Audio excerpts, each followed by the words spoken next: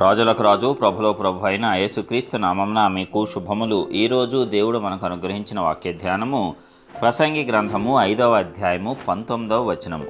దేవుడు ఒకనికి ధనధాన్య సమృద్ధి ఇచ్చి దాని యందు తన భాగము అనుభవించుటకును అన్నపానములు పుచ్చుకొంటకును తన కష్టార్జితమందు సంతోషించుటకును వీలు కలుగజేసిన ఎడల అతనికి ఆ స్థితి దేవుని ఆశీర్వాదం వలన కలిగినది అనుకొనవలెను.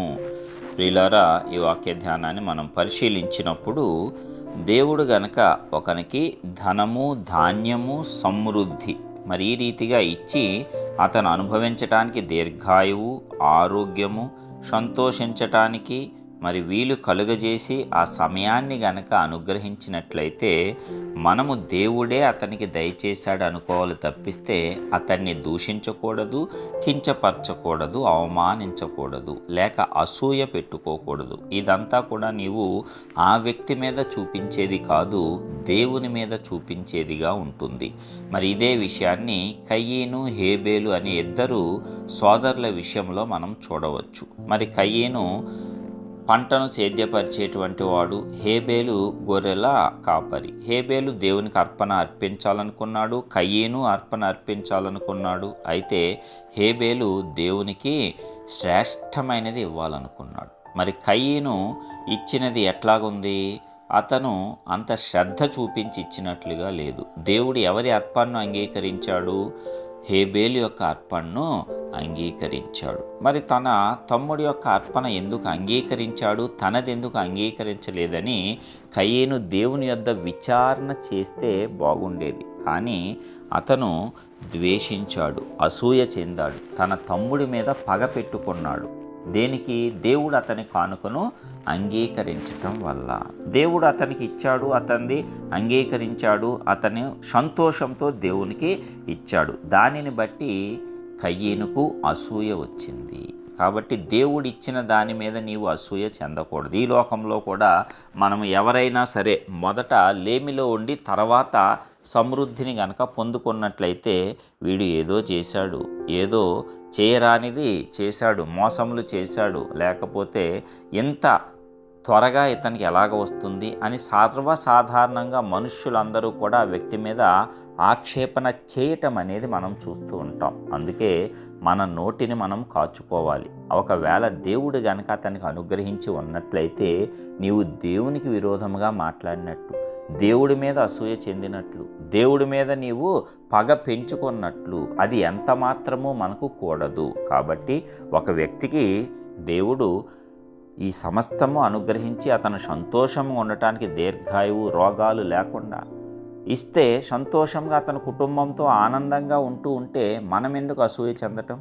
దేవుడు అతనికి ఇచ్చాడు, ప్రభువా అందరికీ దయచేయి దేవుడు కాబట్టి నాకు కూడా దయచేయని నీవు అడగొచ్చు. అంతే తప్ప అవతలి వ్యక్తుల మీద నీవు అసూయలు కోపములు పగలు పెంచుకోవటానికి వీలు లేదు. తొందరపడి మాటలాడటానికి మాటలు తోలనాడటానికి కూడా వీలు లేదు. అది అంతా కూడా దేవుని యొక్క కృప అయి ఉండవచ్చు.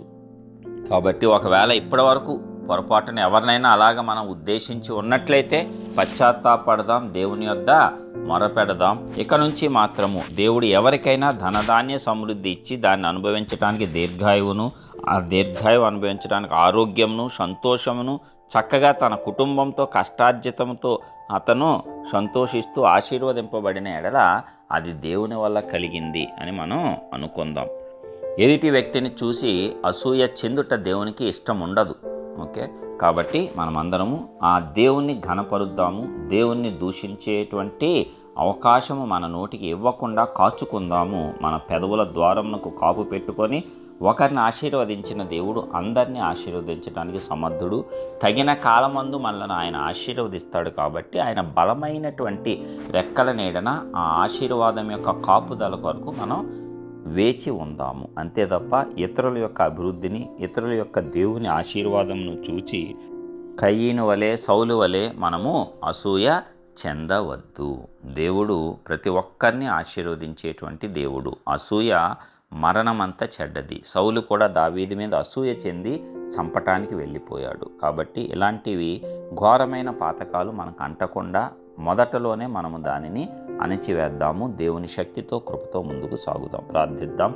మహోన్నతుడా, గొప్ప దేవ, ప్రియ పరలోకపు తండ్రి, మీ ఘనమైన నామానికి వందనాలు. మరొక నూతన ఉదయంను మా జీవితాల్లో అనుగ్రహించిన విధానం అంతటిని బట్టి మీకే స్తోత్రాలు. అవును తండ్రి, మరి మీరిచ్చే ప్రతి వాక్కు కూడా మాకు ఎంతో మేలుకరము, మాకు జ్ఞానమును అనుగ్రహించేదే. కాబట్టి ఈరోజు మీరు ఇచ్చిన ఈ జ్ఞానవాక్కును బట్టి వందనాలు. అవునయ్యా, అనేక మార్లు మేము కూడా ఎవరైనా అభివృద్ధి పొంది ఉన్నప్పుడు అలాగా మనస్సులో అనుకొని ఒక్కొక్కసారి బయటకు కూడా అనివేసి ఉంటాం. అయితే ప్రభువా, మరి నీ కృపతో మమ్మల్ని క్షమించి ఇక నుంచి కూడా అలాంటివేవి కూడా మా మనస్సులో ఆలోచన తలంపులు రాకుండా, మా నోటి వెంట అలాంటి వ్యర్థమైన మాటలు రాకుండా కాపాడి, ఒకరిని ఆశీర్వదిస్తే అది నీవే ఆశీర్వదిస్తావు. కాబట్టి ధనధాన్య సమృద్ధి, ఆరోగ్యము, దీర్ఘాయువు, సంతోషము అన్నీ కూడా మరి నీవు ఇచ్చేవి అని మేము గ్రహించి మేము కూడా సంతోషంతో ముందుకు సాగేటట్లు సహాయం దయచేసి కాపాడండి.